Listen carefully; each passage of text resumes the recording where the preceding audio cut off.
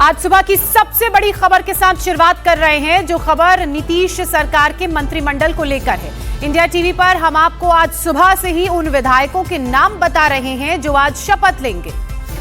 वो नाम India TV जो बताएगा, उन विधायकों को फोन आने लगे हैं। देखिए, 10वीं बार नीतीश कुमार, ये बात तो तय है, लेकिन नीतीश मंत्रिमंडल का फॉर्मूला क्या है ये भी तय है।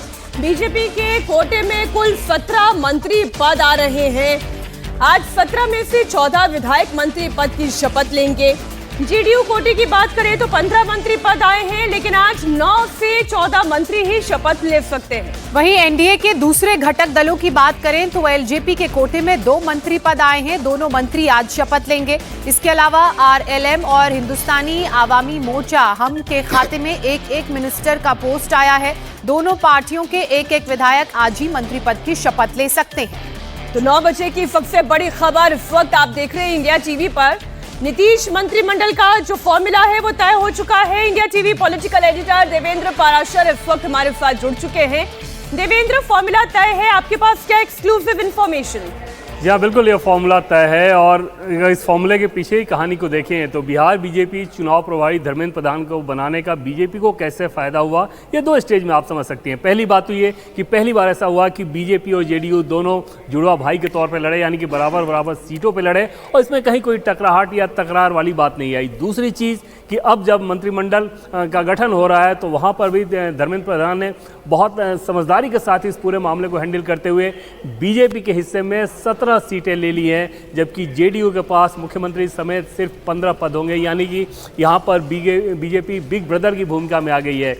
बराबर सीटों पर चुनाव लड़े, वहाँ पे जुड़वा भाई बने और जब सरकार का गठन हो रहा है तो बिग ब्रदर की भूमिका में बीजेपी रहेगी मंत्रियों की संख्या के लिहाज से। और यह धर्मेंद्र प्रधान ने जिस काबिलियत के साथ किया वो समझा जा सकता है कि बिना कोई बयानबाजी, बिना कोई ऐसी चीज़ें जिसमें ये लगे कि गठबंधन में बहुत ज़्यादा खींचतान है, टकराहट है, उस काम को उन्होंने किया। एलजेपी को 2 सीट दी गई है, जबकि एलजेपी 3 चाहती थी, उसको 2 दिया गया है। इसके अलावा हम और उपेंद्र कुशवाहा। चलिए देवेंद्र, बने रहिए और आपसे चर्चा करेंगे, लेकिन इसी बीच एक और बड़ी खबर दर्शकों को बता दें। आज के शपथ ग्रहण समारोह से जुड़ी ये खबर है। आरएलएम कोटे से उपेंद्र कुशवाहा के बेटे दीपक शपथ लेंगे। दीपक कुशवाहा अभी विधायक नहीं है, एमएलसी बनाकर विधानसभा भेजने की तैयारी है। उपेंद्र कुशवाहा की पत्नी स्नेहलता अभी विधायक है। स्नेहलता की जगह उनके बेटे दीपक शपथ लेंगे। देवेंद्र, ये बड़ी खबर सामने आ रही है, स्नेहलता नहीं बल्कि उनके बेटे दीपक शपथ लेंगे। जी हाँ, बिल्कुल, और इससे समझा जा सकता है कि उपेंद्र कुशवाहा ने किस तरह से एक तरह से अपनी फैमिली को सेट कर लिया इस चुनाव में। पत्नी को विधायक बनवाया और बेटे के लिए टिकट चाह रहे थे। टिकट जब वो एलजेपी के पास चली गई, वो दिल्ली आए थे और जो बातचीत हुई उसमें एक एश्योरेंस दिया गया था एक एमएलसी का। अब अपने बेटे दीपक प्रकाश कुशवाहा को वो मंत्री का शपथ दिलवा रहे हैं और जाहिर तौर पे अगले 6 महीने के भीतर एमएलसी का पद उनको मिल जाएगा। और इस लिहाज से उपेंद्र कुशवाहा खुद, उनके बेटे मंत्री एमएलसी और साथ साथ पत्नी विधायक, और इस तरह से उपेंद्र कुशवाहा के आरएमएल का जो इस सरकार में जो दावेदारी रहेगी वो उनके बेटे के शपथ के साथ वो हिस्सेदारी रहेगी। तो कुल मिलाकर अगर आप देखें तो चाहे एलजेपी हो, चाहे हम हो या आरएलएम हो, इन तीनों के अपने अपने इक्वेशन एकदम से सेट हो गए हैं, अपने इनके नाम तय कर लिए गए हैं। सिर्फ जेडीयू अभी तक ऐसी है जितने कोटे में उसके मंत्री बनने हैं। जैसे कल रात जेडीयू को बताया गया था कि 14 मंत्री पद शपथ लें जेडीयू के, 14 बीजेपी के। बीजेपी ने अपने 14 बिल्कुल देवेंद्र, अभी एक और बड़ी खबर, रामकृपाल यादव को शपथ के लिए फोन आ गया है। बीजेपी के विधायक रामकृपाल यादव को फोन आ चुका है। साथ ही बीजेपी से ही संजय टाइगर को फोन आया है। आज शपथ लेने के लिए जिनके पास फोन जा रहे हैं, इंडिया टीवी पर खबर आ रही है और देवेंद्र पाराशर हमारे साथ जुड़े हुए हैं। एक्सक्लूसिव इंफॉर्मेशन वो आप तक पहुंचा रहे हैं। संजय टाइगर और रामकृपाल यादव, ये और 2 नाम हैं देवेंद्र। जी हाँ, ये तो सुबह से ही हम लोग रिपोर्ट कर रहे हैं इन सारे नामों को कि ये सारे नाम वो हैं जो कि आज जो 14 लोग बीजेपी कोटे से जो 14 मंत्री पद की शपथ लेंगे, उसमें संजय टाइगर हैं जो कि ठाकुर कम्युनिटी से हैं, आरा से आते हैं, बेहद सुलझे हुए कार्यकर्ता माने जाते हैं। बहुत ईमानदार छवि रही है और बहुत सहजता के साथ पार्टी के कार्यकर्ताओं के साथ उनका संपर्क रहा है या जनता के साथ संपर्क रहता है। और आज के दौर में अगर आप देखें तो खासतौर पे पॉलिटिक्स के लिहाज से जो एक पावर प्रेजेंटेशन वाली बात कही जाती है, उससे कोसों दूर रहते हैं। बहुत बेबाकी से अपनी बात कहते हैं जो चुनाव प्रभारी हो, चाहे धर्मेंद्र प्रधान हो या पार्टी के दूसरे बड़े नेता हों, वो उनके इस कार्यशैली के बहुत ज़्यादा कायल हैं। जब उनको टिकट दिया गया था तो बीजेपी के बड़े लीडर और देश के गृह मंत्री अमित शाह का ये कहना था कि पार्टी ने वहाँ पे अपने एक कार्यकर्ता को फिर से टिकट दिया, यानी कि अमरेंद्र प्रताप सिंह के बाद अगर जो कहते हैं कि बैटन को हैंडओवर करना, वो एक बार फिर से उसी तरह के एक कार्यकर्ता को दिया गया। और संजय टाइगर की भूमिका लंबी भूमिका के तौर पर देखी जाएगी, क्योंकि आरा और भोजपुर के क्षेत्र में अगर आप बात करें तो वहाँ पे बिल्कुल आप ठीक कह रहे हैं। और नीतीश चंद्र ने उनसे जब बात भी की थी तो संजय टाइगर की भावभंगिमा, हालांकि वो बड़े अच्छे से छुपा ले गए कि उन्हें फोन आने वाला है, लेकिन इसी बीच एक और बड़ी खबर। इसी बीच जो बड़ी खबर आ रही है वो ये कि बिहार बीजेपी के अध्यक्ष दिलीप जायसवाल भी शपथ लेंगे। मंगल पांडे और संजय टाइगर मंत्री पद की शपथ लेंगे। इन्हें तो फोन आ गए हैं। रामकृपाल यादव की बात की जाए, रमा निषाद की बात की जाए, प्रमोद चंद्रवंशी ये भी शपथ लेंगे। इसके अलावा दिलीप जायसवाल एक बड़ा नाम है जिन्हें लग रहा है कि बीजेपी ने एक बड़ा तोहफा दिया है। सीमांचल की अगर बात की जाए देवेंद्र, तो हमने देखा कि 2 ज्यादा सीटें यहां पर एनडीए गठबंधन ने जीती हैं। बीजेपी ने 7, जेडीयू ने 5 और चिराग पासवान की पार्टी ने 2 सीटों पर कब्जा किया है। जो 2 ज्यादा सीटें एनडीए के खाते में आई है, लग रहा है उसका तोहफा और संगठन को जिस तरह से मजबूती से एकजुट करके बिहार के चुनाव में प्रचंड जीत मिली है, उसका तोहफा जायसवाल को मिल रहा है। देखिए, निश्चित तौर पे क्योंकि वो सरकार में प्रदेश अध्यक्ष बनने से पहले भी सरकार में थे और बीजेपी के जो संगठन महामंत्री हैं बीएल संतोष, उनके साथ उनका इक्वेशन बहुत अच्छा बताया जाता है। तो निश्चित तौर पे बीएल संतोष ने उनके नाम को आगे बढ़ाया होगा। हालांकि प्रदेश अध्यक्ष के तौर पे इस चुनाव में देखें कोई बहुत ज़्यादा बड़ी भूमिका थी नहीं। जब पार्टी के बड़े लीडर वहाँ पे कमान संभाल लें, अब जैसे धर्मेंद्र प्रधान जैसे नेता अगर जाके चुनाव प्रभारी बने और वहाँ पे वो कमांड ले लें, तो फिर उसके बाद समझा जा सकता है कि बाकी नेताओं की भूमिका कैसी रह जाती है। 2010 में भी आपको ध्यान होगा कि धर्मेंद्र प्रधान चुनाव प्रभारी थे, कैसी चमत्कारिक सफलता हासिल हुई। तो कुल मिलाकर ओवर और बीजेपी के सभी नेताओं ने अच्छा परफॉर्म किया। और प्रदेश अध्यक्ष दिलीप जायसवाल पूर्णिया से आते हैं, एमएलसी हैं वो, हालांकि चुनाव नहीं लड़े थे लेकिन पार्टी उन्हें मंत्री बना रही है। दूसरी तरफ जेडीयू के हिसाब से देखें तो जेडीयू कोटे में 2 फॉरवर्ड फेस को तय किया गया है और बाकी ओबीसी फेस रखा गया है। बीजेपी ने ज्यादा बैलेंसिंग करने की कोशिश की है फॉरवर्ड और ओबीसी दोनों में। जी देवेंद्र आप रहे हमारे साथ। इसी बीच एक और बड़ी खबर, जेडीयू कोटे से कौन कौन मंत्री बनने जा रहा है, उनके नाम सामने आ चुके हैं। विजेंद्र यादव और विजय चौधरी। देखिए, विजय चौधरी वैसे भी नीतीश कुमार के करीबी नेताओं में से एक है।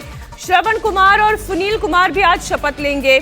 लेसी सिंह पर भी हम चर्चा कर ही रहे थे लगातार इंडिया टीवी, ये वो नाम है जो आपको बता रहा था। जमा खान भी आज मंत्री पद की शपथ लेंगे और अशोक चौधरी ये भी नीतीश कुमार के करीबी नेताओं में से एक। नीतीश इस वक्त हमारे साथ जुड़े हुए हैं। नीतीश जी जी जी जी जी जी जी हाँ, देखिए, मंत्रियों को फोन जाना शुरू हो चुका है। बीजेपी के मंत्रियों को जा चुका है फोन और जेडीयू से भी फोन जाना शुरू हो गया है। मुख्यमंत्री नीतीश कुमार खुद फोन कर रहे हैं।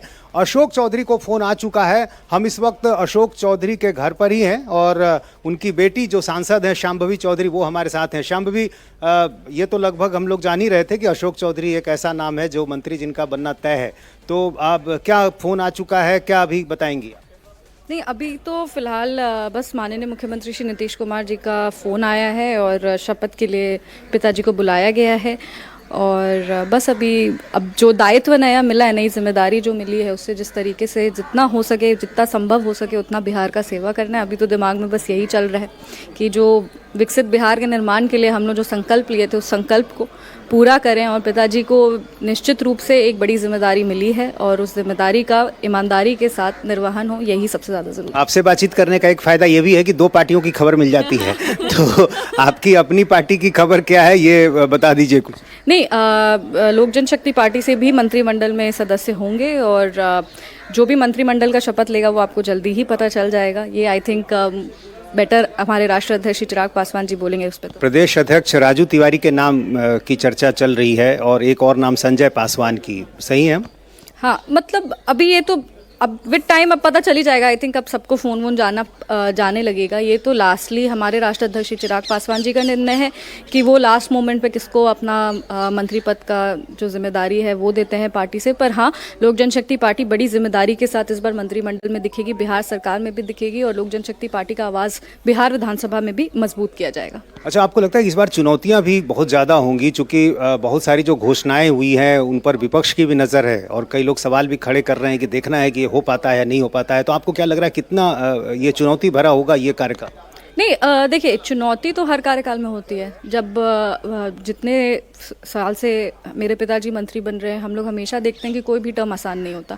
हर टर्म में आपको उतना ही मेहनत करना पड़ता है, समय बदलता रहता है, समय के साथ ज़रूरतें भी बदलती रहती हैं, उसके साथ आपको कीप अप करना पड़ता है। ऐसे में जितने भी वादे हुए हैं उसको निश्चित रूप से पूरा किया जाएगा। बिहार सरकार ने कई वर्षों से एक विकसित बिहार के निर्माण में अहम भूमिका निभाई है और इसी एक सिर्फ और सिर्फ सेवा भाव के साथ बिहार सरकार आगे बढ़ रही है। हमारे माननीय मुख्यमंत्री श्री नीतीश कुमार जी का आशीर्वाद है, नेतृत्व हमारे यशस्वी प्रधानमंत्री श्री नरेंद्र मोदी जी का है। इस बार तो हमारे साथ युवा शक्ति, युवा प्रेरणा स्रोत श्री चिराग पासवान जी भी है। तो बहुत ही अच्छा कॉम्बिनेशन है ये और बहुत मजबूती से सरकार बनी है, पूर्ण बहुमत की सरकार बनी है। तो डेफिनेटली एनडीए जो है बहुत मजबूती के साथ बिहार में काम। MY की चर्चा प्रधानमंत्री ने जिस तरह से की, महिला युवा, तो आपको लगता है कि मंत्रिमंडल में भी ये सारी चीजें देखने को मिलेंगी? क्योंकि कई नाम जो हमारे सामने आ रहे हैं उसमें ये चीजें दिख भी रही। नहीं, महिलाओं को पहले भी बड़ी जिम्मेदारी मिली है सरकार में, वो प्रतिनिधित्व हो या फिर वो कैबिनेट रिप्रेजेंटेशन हो, महिलाओं को हमेशा अच्छा रिप्रेजेंटेशन मिला है। पर इस बार हम लोग उम्मीद करते हैं, एक बिहार की बेटी होने के नाते तो हम बस ये उम्मीद कर सकते हैं कि ज़्यादा से ज़्यादा महिलाएं कैबिनेट में हों और जो जिस तरीके से महिला हमारी आधी आबादी है वैसा रिप्रेजेंटेशन कैबिनेट में भी हो। पिताजी के लिए कुछ पोर्टफोलियो भी सोचा है कि इसमें आएंगे तो और अच्छा करेंगे? जो भी मिलेगा, हमको लगता है कि आज तक उनको जो भी जिम्मेदारी मिली है उसमें वो बहुत ही अच्छा परफॉर्म किए हैं। तो अभी भी जो भी डिपार्टमेंट मिलेगा उसको ईमानदारी से वो करें, ये ज़्यादा ज़रूरी है। तो शांभवी चौधरी बता रही हैं कि किस तरह से फ़ोन आया है और क्या अपेक्षाएं हैं, क्या उम्मीदें हैं। तो जाहिर है कि अब मंत्रियों को फ़ोन जाना शुरू हो गया है और सुबह खुद नीतीश कुमार सबों को फ़ोन कर रहे हैं। कोशिश बड़ी की कि एलजेपी रामविलास पाटिल की भी जो है इन्फॉर्मेशन उन्हें आपको मिल जाए, लेकिन मोटा मोटी एक चर्चा तो है ही कि राजू तिवारी का नाम चिराग पासवान आगे कर सकते हैं। इसी बीच एक और बड़ी खबर, जीतन राम मांझी की पार्टी के कोटे से भी मंत्री पद, एचएम के कोटे से संतोष सुमन शपथ लेंगे। देवेंद्र पराशर लगातार हमारे साथ बने हुए हैं। देवेंद्र, जेडीयू और बीजेपी के अलावा जो एनडीए की सहयोगी पार्टी है एचएम, उसके कोटे की बात की जाए, संतोष सुमन का नाम सामने आ रहा है, इन्हें मंत्री पद की शपथ दिलाई जाएगी। दो चीज़ें, एक तो एचएम की तरफ से संतोष सुमन जो कि उनके बेटे हैं जीतन राम मांझी के, वो मंत्री पद की शपथ लेंगे। और एलजेपी की अगर बात करें तो उसमें से जो दो नाम हैं उनमें से सोर्सेज के द्वारा हमें जानकारी जो मिली है उसमें एक संजय पासवान है, दूसरे नाम में राजू तिवारी श्योर नहीं है, या तो राजू तिवारी या संजय कुमार सिंह, ये दोनों नामों में से कोई एक हो सकता है। ये तय है कि वो एक फॉरवर्ड फेस होगा और एक पासवान कम्युनिटी के संजय पासवान, इन दो नाम के साथ चिराग पासवान जाएंगे। और जीतन राम मांझी की पार्टी एक नाम संतोष सुमन के एक ही उनके कोटे मिला हुआ है, उस एक नाम के साथ जाएंगे। और उपेंद्र कुशवाहा के बारे में हम लोगों ने ऑलरेडी बात कर ली कि दीपक कुशवाहा होंगे। तो गठबंधन के हिसाब से देखें तो सारी चीज़ें तय है। सिर्फ जेडीयू जिनको 14 नाम तय करना था, वो अपने सारे नाम जो हमें सोर्सेज के द्वारा जानकारी मिली अब तक तय नहीं कर पाई है, 9 या 10 नाम वो तय कर पाई है। तो अगर आज वो 14 अपना नहीं कर पाते हैं तो अगले 15-20 दिन या 1 महीने के अंदर तय मानिए कि फिर उन 4-5 नामों को फिर किया जाएगा। अधिकतम उनको 15 करना है। बीजेपी कोटे में अधिकतम 17 है, एलजेपी का अधिकतम 2 है, आरएलएम और एचएम का 1-1 है। जी, तो नीतीश और देवेंद्र हमारे साथ बने हुए हैं। एक बार तस्वीरें हम आपके सामने रख दें। आज के कार्यक्रम की भव्य तैयारी की गई है। पटना का ऐतिहासिक गांधी मैदान सजकर तैयार हो गया है। आज सुबह 11:30 बजे शपथ ग्रहण समारोह भी होगा, लेकिन ये जो 10 तस्वीरें हैं वो हम आपके सामने रख दें। 3 मार्च 2000 की वो तारीख आप याद करें जब पहली मर्तबा मुख्यमंत्री पद की शपथ ली। फिर 2005 सरकार सत्ता में फिर आई। 2010 की भी तस्वीर आपके सामने। जो सबसे ज्यादा इंटरेस्टिंग समय रहा है वो 2022-24 का रहा है। 2020 में सत्ता में आना, 2022 में फिर खिंचाव और खींचतान की वो तस्वीरें भी हमने देखी। 2024 का वो वक्त भी जब नीतीश कुमार ने एक नया गठबंधन और जो नेचुरल अलाय हैं उनके साथ एक बार फिर से सत्ता में आए, सरकार बनाई। और अब 2025 की ये जीत जो एनडीए की प्रचंड जीत के तौर पर देखी जा रही है, नीतीश के सिर पर जीत का सेहरा है और प्रधानमंत्री नरेंद्र मोदी के द्वारा वो चलाई गई योजनाएं हैं जो इसमें एक डायमंड्स की तरह काम करती है। उसे आप इस तरह से देखें। इसी बीच एक और बड़ी खबर आपको बता दें, बिहार में नीतीश कुमार के साथ कई विधायक भी मंत्री पद की शपथ लेंगे। जेडीयू के संजय झा का कहना है कि नीतीश सरकार में महिलाओं की भागीदारी भी बढ़ चढ़ कर देखने को मिलेगी। सुनिए। ये बहुत खुशी की बात है। पूरे बिहार के लोग जिस तरह से मुख्यमंत्री जी को प्रेम करते हैं, जितना उनके साथ लगाव है पूरे बिहार के लोगों का। और बिहार ही नहीं, देश भर में और दुनिया भर में जहां बिहार के लोग हैं उन और पूरे देशवासियों के लिए आज 10वीं बार शपथ ले रहे हैं। और ये भी बहुत बड़ी बात है कि 20 साल सरकार चलाने के बाद उनकी पॉपुलैरिटी बढ़ती ही जा रही है लोगों के बीच में, बिहार के लोग। तो बहुत प्रसन्नता की बात है पूरे एनडीए के लिए, हमारे पार्टी के लिए। सर, क्या मुख्यमंत्री जी के साथ मंत्रिमंडल के उनके साथी भी हाँ, बिल्कुल लेंगे, बिल्कुल लेंगे। महिलाओं का वोट आप लोगों को बहुत मिला है, तो क्या हम महिला की भागीदारी होगी? बिल्कुल भागीदारी होगी, महिलाओं की भागीदारी होगी इसमें। सुना आपने, कह रहे हैं कि आश्वस्त हैं। नीतीश की शपथ में शामिल होने के लिए केंद्रीय मंत्री गजेंद्र सिंह शेखावत भी पटना पहुंच चुके हैं। उन्होंने कहा कि आने वाले समय में विकसित हो रहे भारत का बिहार ग्रोथ इंजन बनेगा। बिहार के इस नई सरकार के गठन पर बिहार वासियों को शुभकामनाएं। जिन वादों के साथ में और जिन इरादों के साथ में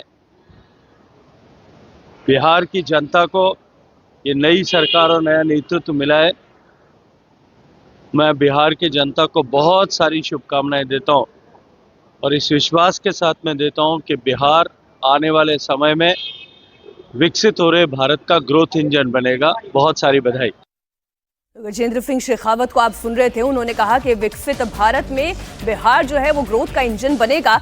और देवेंद्र, जो तस्वीर बिहार से शक्ति प्रदर्शन के निकल कर जाती है वो बंगाल तक पहुंचेगी, वो उत्तर प्रदेश तक भी पहुंचेगी। यानी कि आप ये देखें कि एनडीए की ताकत, इसमें बीजेपी की ताकत, क्योंकि बीजेपी सबसे बड़े दल के तौर पर भी यहां दिखाई दे रही है ज्योत्सना। और महिलाओं की शक्ति की बात करना बहुत महत्वपूर्ण हो जाता है। ये वही महिला शक्ति है जिसके दम पर यह कहा जा रहा है कि एनडीए की सरकार बनी है।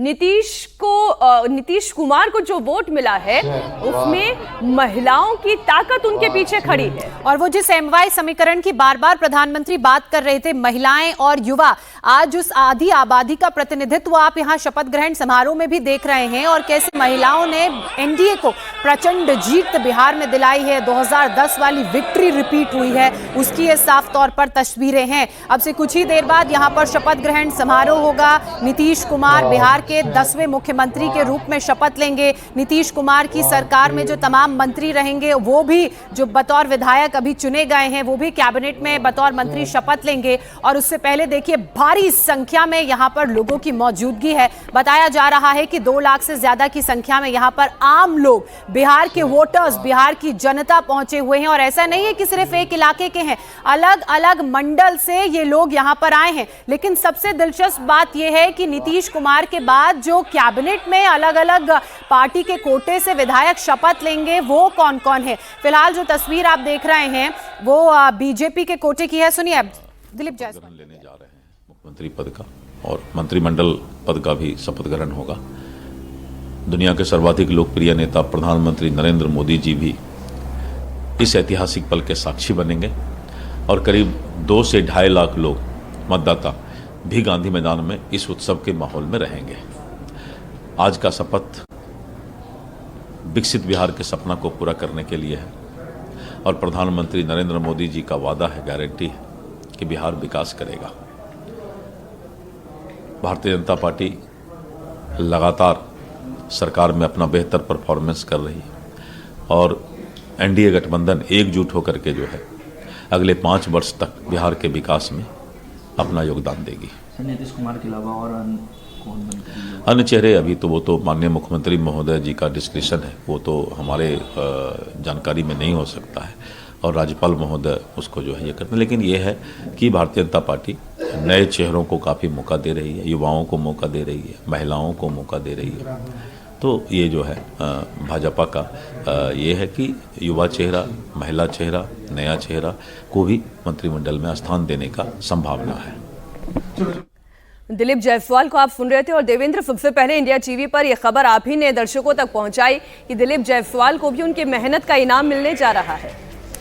जी हाँ, बिल्कुल। और जैसा कि पहले मैंने बताया था कि प्रदेश अध्यक्ष बनने से पहले भी वो सरकार में मंत्री थे, फिर प्रदेश अध्यक्ष उनको बनाया गया, चुनाव में पार्टी को शानदार सफलता हासिल हुई और अब एक बार फिर से सरकार में उनकी वापसी हुई। और इसका सीधा मतलब ये है कि बीजेपी अब अगले नए प्रदेश अध्यक्ष का चयन भी अगले कुछ दिनों के अंदर वो कर लेगी। दिलीप जायसवाल के हिसाब से बात करें, क्योंकि पुण्य क्षेत्र से आते हैं, हालांकि एमएलसी हैं, वैश्य कम्युनिटी से आते हैं और पार्टी के संगठन महामंत्री के बेहद भरोसेमंद, बेहद विश्वास पात्र हैं और उनके नाम पे मुहर लग गया है। और कल रात ही उनको भी ये जानकारी दे दी गई थी। और दिलचस्प बात ये थी कि जो देर रात तक मंथन चला और मंथन करने के बाद जब नामों पर मुहर लग गया तो उसके बाद ही जिनको मंत्री बनना है उनको सूचना दे दी गई थी। और उस लिहाज से दिलीप जायसवाल भी निश्चित तौर पर बेहद खुश होंगे कि एक तो पार्टी को शानदार सफलता हासिल हुई और उसके बाद अब मंत्री बन रहे हैं। अब उनकी नज़रें टिकी होंगी कि मंत्रालय कौन सा मिलता है मीनाक्षी, क्योंकि जिन लोगों के पास भी फ़ोन आ गया अब फिर से उनका अब एक नया संघर्ष शुरू हो जाएगा कि महकमा कौन सा मिल रहा है। बिल्कुल ठीक कह रहे हैं आप। पड़ाव दर पड़ाव चीज़ें आगे बढ़ रही हैं। अब पहले एक बार ये तस्वीर साफ हो जाए कि कौन कौन शपथ लेगा, उसके बाद फिर मंत्रालयों को लेकर भी हम चर्चा करेंगे। लेकिन एक तिकड़ी की बात करना बहुत ज़रूरी है देवेंद्र, वो है नीतीश कुमार, सम्राट चौधरी और विजय सिन्हा की। लगातार इनको लेकर ये कहा जा रहा था कि ये बिहार की ऐसी तिकड़ी है जो चुनावों में भी हिट रही है और अब जातीय समीकरण में भी फिट बैठ रही है।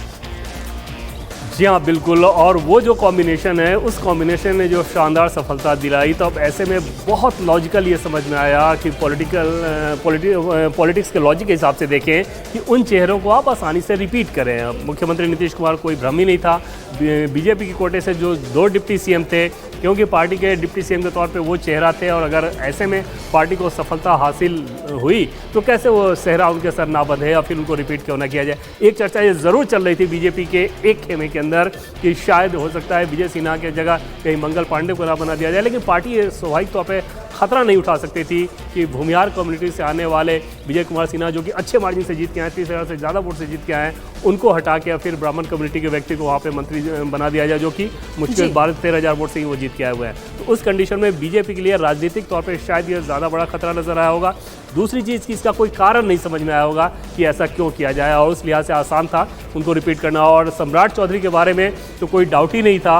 बीजेपी का टॉप लीडरशिप लगातार उनमें पॉलिटिकल इन्वेस्टमेंट कर रहा है इस रूप में कि कल को अगर और बिगर रोल की भूमिका में बीजेपी जब आएगी तो उस कंडीशन में सम्राट चौधरी वो चेहरा होंगे। इस लिहाज से उनको ग्रूम किया जा रहा है। कितना खरा वो उतरेंगे वो तो देखने वाली बात होगी, लेकिन बीजेपी के नेता कम से कम इस रूप में आगे बढ़ते हुए नजर आते हैं कि अपना सारा पॉलिटिकल इन्वेस्टमेंट लीडर के तौर पे वो अब सम्राट चौधरी में करें। एक और बड़ी खबर, एलजेपी से संजय सिंह को मंत्री बनाया जा सकता है। ये खबर भी देवेंद्र आपने दी। एलजेपी से संजय सिंह का नाम आपने एक लिया। महुआ से उन्होंने जीत दर्ज की और महुआ कितनी इंपॉर्टेंट सीट थी ये भी हम सब जानते हैं।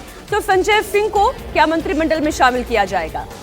हाँ, ये 2 नाम जैसे मैंने आपको बताया था, एक तो पासवान कम्युनिटी से संजय पासवान और दूसरा फॉरवर्ड कम्युनिटी से 2 नाम, एक संजय सिंह और दूसरा राजू तिवारी। इन दोनों नामों को लेकर चर्चा थी। राजू तिवारी क्योंकि विधायक दल के नेता चुने गए हैं तो ज़्यादा नाम उनका चल रहा था कि अगर विधायक दल के नेता चुने गए हैं तो स्वाभाविक तौर पर वो मंत्री हो सकते हैं। लेकिन दूसरा नाम संजय सिंह को लेकर भी था कि चिराग पासवान के ये भी बेहद करीबी हैं, जैसे राजू तिवारी उनके बेहद करीबी हैं उसे वैसे संजय सिंह भी उनके बेहद करीबी हैं। और एक मुश्किल सीट पे उन्होंने जीत हासिल की है। वो सीट आसान नहीं थी। आरजेडी का भी वहाँ पे कैंडिडेट था, तेज प्रताप भी थे, वहाँ पर संजय सिंह ने और बहुत लास्ट में उनका टिकट फाइनल हुआ, तो एक मुश्किल सीट पर उन्होंने जीत हासिल की है। मीनाक्षी, तो इस वक्त की बड़ी खबर एक बार फिर से आपको बता दें, जरा वो चेहरे दिखा दें आपको जो मंत्रिमंडल में शामिल किए जा रहे हैं। कईयों को फोन आ चुका है और जो ऑथेंटिक इंफॉर्मेशन है, आज आप सुबह 11:30 बजे जिन चेहरों को पटना के ऐतिहासिक गांधी मैदान में शपथ लेते हुए देखेंगे, वो चेहरे आपको इंडिया टीवी दिखा रहा है। सम्राट चौधरी जो कि कुशवाहा कम्युनिटी से आते हैं, इससे पहले भी उप मुख्यमंत्री पद पर रहे, एक बार फिर से उन्हें उप मुख्यमंत्री के लिए बीजेपी ने चुना। विजय सिन्हा भूमिहार कम्युनिटी से आते हैं, लखीसराय से उन्होंने जीत हासिल की, एक बार फिर से इनके ऊपर बीजेपी के लीडरशिप का भरोसा, उन्हें फिर से उप मुख्यमंत्री पद पर बैठाया जाएगा। मंगल पांडे जो कि खुद बीजेपी के प्रदेश अध्यक्ष रहे हैं, ब्राह्मण कम्युनिटी से आते हैं, इन्हें भी मंत्रिमंडल में शामिल किया जाएगा। राजपूत कम्युनिटी से आने वाले बेगूसराय जैसी एक लोकसभा क्षेत्र जहां पर भूमियार कम्युनिटी, राजपूत कम्युनिटी का दबदबा है, यहां से भी संजय टाइगर जीत कर आते हैं। इनके ऊपर विश्वास, यादव कम्युनिटी से आने वाले रामकृपाल यादव, इनका भी पॉलिटिकल टर्फ जो है मुश्किल रहा, लेकिन निरंतर जीत इन्हें हासिल होती रही। यादव कम्युनिटी से भी कोई प्रतिनिधित्व होना चाहिए, इसलिए रामकृपाल यादव का नाम आप देख रहे हैं। नितिन नवीन, रमा निषाद का नाम पहले से ही चर्चा में था। एक तो निषाद जाति से ये आती हैं, दूसरा महिला चेहरा है, इन्हें जगह दी जाएगी। इसके अलावा दिलीप जायसवाल, जिनका बयान भी अभी थोड़ी देर पहले हमने इंडिया टीवी पर आपको दिखाया, तो ये वो नाम है जिसमें पासवान हो, निषाद हो, सवर्ण कैटेगरी से अगर आप देख ले, पिछड़ा वर्ग से भी अगर आप प्रतिनिधित्व देख ले, तो ये तो बीजेपी कोटे की बात हो गई। जेडीयू कोटे से भी कई नाम सामने आ चुके हैं। जेडीयू कोटे से चूंकि आपने जिक्र किया, कई नाम सामने आ चुके हैं। सीमांचल की अगर बात की जाए तो लेसी सिंह के नाम को लेकर चर्चा है, लेकिन ये कुछ नाम है इस वक्त आपकी टेलीविजन स्क्रीन पर। विजय कुमार चौधरी पिछली बार भी ये मंत्री रहे थे और खास माने जाते हैं मुख्यमंत्री के, तो इस बार भी इन्हें बड़ी जिम्मेदारी मिल सकती है। इसके अलावा अगला नाम विजेंद्र यादव का है। श्रवण कुमार, हमारे माननीय प्रभारी धर्मेंद्र प्रधान जी, विनोद तावरे जी और मौर्जा पर्यवेक्षक सब लोगों के नेतृत्व और देख रेख में जो अवसर बिहार की जनता ने दिया है, सभी माननीय विधायक विधान पार्षद का जो स्नेह मिला है, आज उस बिहार की जनता को नमन करते हुए लखीसराय क्षेत्र की जनता को हृदय से आभार और धन्यवाद देते हुए फिर से सेवा का अवसर मिला है और अपने सशक्त नेतृत्व को आभार और धन्यवाद व्यक्त करते हैं कि ये अवसर सेवा का फिर से मिल रहा है पूरी बिहार की जनता के विश्वास पर, और अपने नेतृत्व के संकल्प को साकार करेंगे। को आपने सुना, बिहार की जनता का शुक्रिया अदा करते नजर आए। एक बार फिर से हमारे पॉलिटिकल एडिटर देवेंद्र पराशर के पास चलते हैं। देवेंद्र, मोटी मोटी तस्वीर साफ हो गई है, कैबिनेट की रूपरेखा कैसी रहेगी, ब्लूप्रिंट तैयार हो गया है। अगर हम बात करें कि किस लिहाज से इसे तैयार किया गया है, तो कुछ चीजें तो बड़ी कॉमन नजर आ रही हैं। MY फैक्टर का ध्यान रखा गया है, इसके अलावा जातीय के अलावा क्षेत्रीय समीकरण का भी ध्यान रखा गया है। और बिल्कुल, और वो रखना ही होता है, और उस लिहाज से जाति का समीकरण, क्षेत्रीय समीकरण और साथ साथ बाकी जो सेक्टर्स ऐसे हो सकते हैं कि महिला भागीदारी कैसी हो, नए चेहरों को कैसे मौका दिया जाए, एक्सपीरियंस चेहरे कैसे रिपीट किया जाए, जिनके ऊपर बड़ी जिम्मेदारी होगी कि बड़े महकमे में वो संभालें, उनके ऊपर परफॉर्म करने की जिम्मेदारी होगी। और साथ साथ एक दूसरा हिस्सा ऐसा होगा जिनको मंत्री के तौर पर आगे ग्रूम किया जाएगा।